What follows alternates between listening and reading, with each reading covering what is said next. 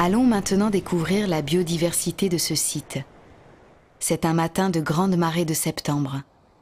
Les limicoles, ces petits échassiers qui se nourrissent d'invertébrés à même le sable ou à peine enfouis, attendent la marée descendante pour se nourrir. Les bécassos sanderling, ventre blanc et ailes tachetées de noir, les bécassos variables, ventre clair et ailes marron, ainsi que le bien nommé tourne-pierre à collier, prélèvent des puces de mer en grande quantité.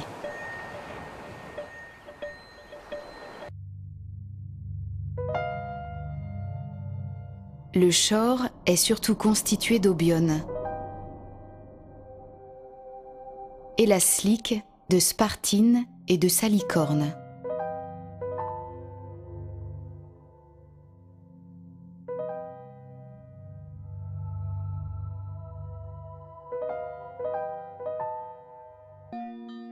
Tous les coquillages qui suivent sont comestibles, mais avant de les prélever, renseignez-vous sur les périodes d'ouverture et surtout sur la taille minimale à respecter.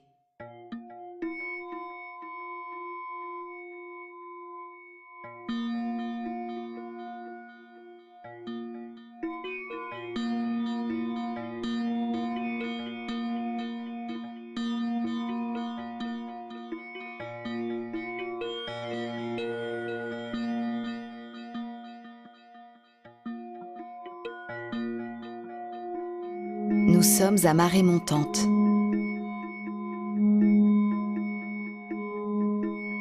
De jeunes mulets nagent en tous sens sous quelques centimètres d'eau à peine.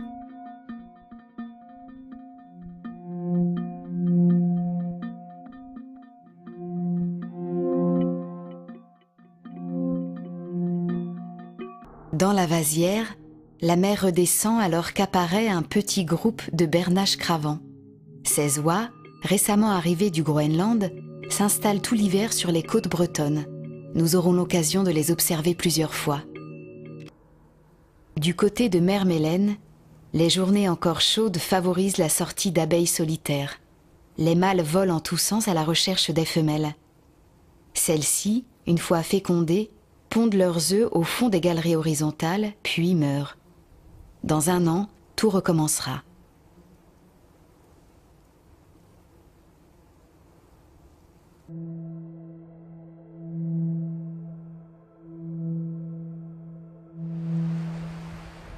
Le soleil est moins haut. Les tempêtes arrachent le goémon qui, poussé par le vent et les vagues, vient s'accumuler sur les plages. Aucun doute, nous sommes en octobre.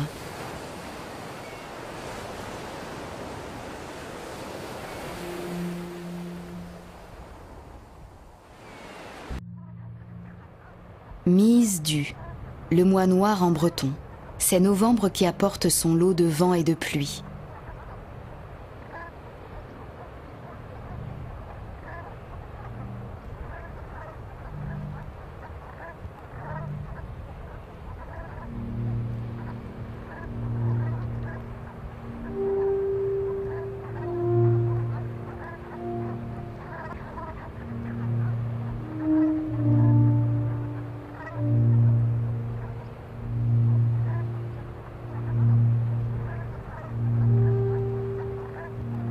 Les bernaches sont au-dessus de la Slick, alors que deux harles huppés poursuivent les poissons.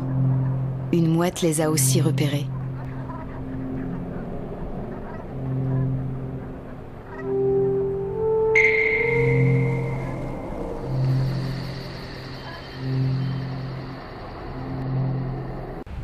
Donc au plus fort de l'hiver, on a à peu près 2000 oiseaux.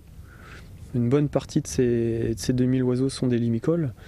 On a le bécasso variable, le grand gravelot, le tourne-pierre à collier, le pluvier argenté et surtout le bécasso sanderling pour lequel la réserve naturelle joue un rôle d'intérêt national là, pour son hivernage.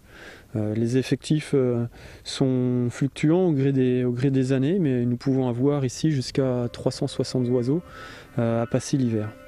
Donc le bécasso sanderling, hein, c'est un petit limicole coureur de plage. Hein, son comportement est typique, hein, on le reconnaît assez aisément, au plumage blanc notamment en période hivernale. Cette espèce niche donc au Groenland notamment aussi en Islande, et rejoint donc le sud du globe, comme les côtes du Ghana ou les côtes de Mauritanie, en longeant les côtes ouest européennes. C'est ainsi que sur nos rivages et puis sur le sillon de Talbert, on a observé à quelques reprises des Bécassos sanderling baguets, ce qui nous permet de comprendre un petit peu comment se déplace cet oiseau et la migration de cet oiseau.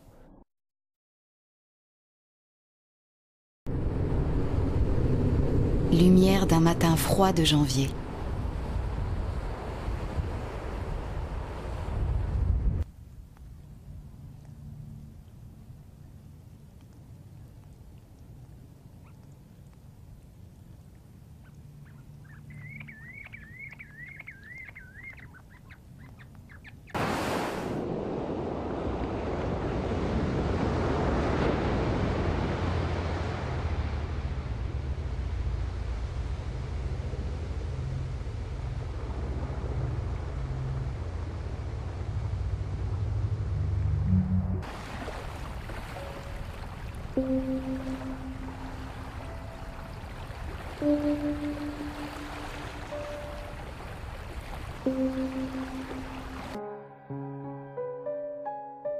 La mer s'est retirée, laissant presque au sec une grande partie de l'estran rocheux.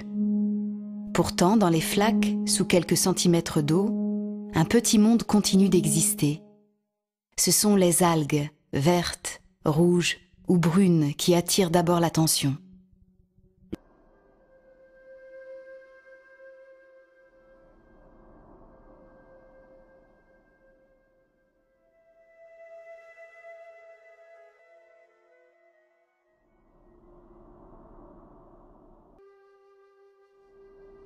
Si vous soulevez un caillou, prenez bien soin de le replacer dans sa position initiale.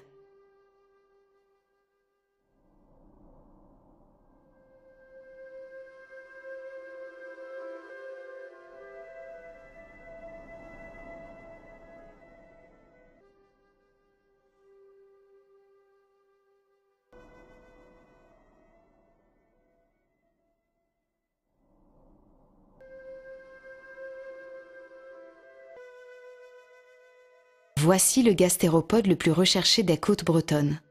Encore une fois, il est essentiel de respecter les dates d'ouverture de la pêche, la taille minimale autorisée et le nombre prélevé.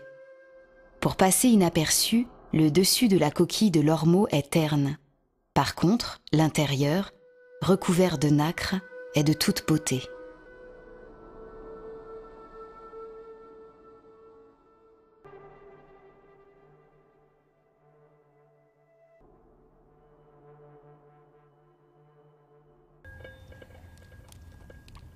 C'est le mois de mai. Les tournepierres à collier ont leur nouveau plumage. Il est toujours impressionnant d'observer comment un oiseau pesant environ 100 grammes est capable de retourner de si gros galets.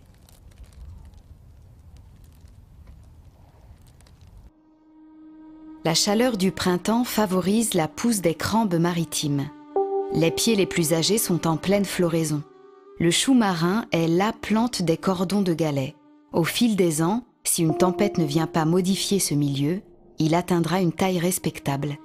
Cette espèce est protégée au niveau national, ce qui implique une interdiction de destruction de la plante elle-même et de son habitat. Ce chou est de la famille des Brassicacées, qui regroupe des plantes essentielles à l'alimentation humaine.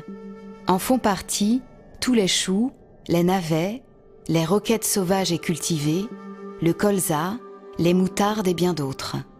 Les fleurs très odorantes attirent des pollinisateurs, principalement des bourdons. Des hespéries, reconnaissables à la position de leurs ailes, butinent les fleurs du cirse vulgaire.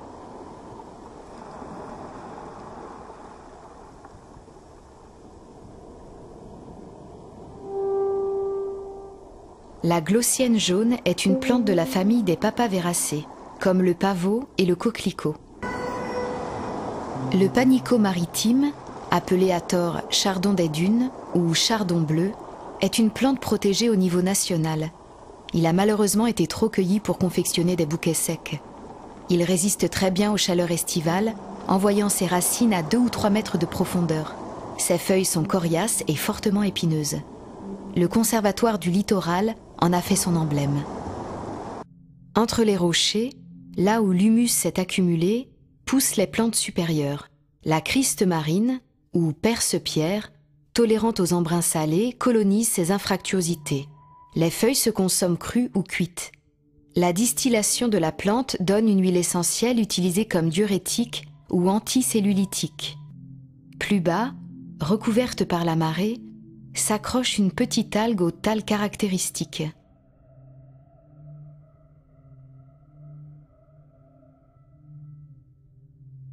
Ce lichen, la lichine pygmée, s'adapte aux conditions existantes sur les rochers battus par les vagues. Plus haut, au sommet du Minbuas, s'accrochent d'autres lichens qui tolèrent les embruns salés.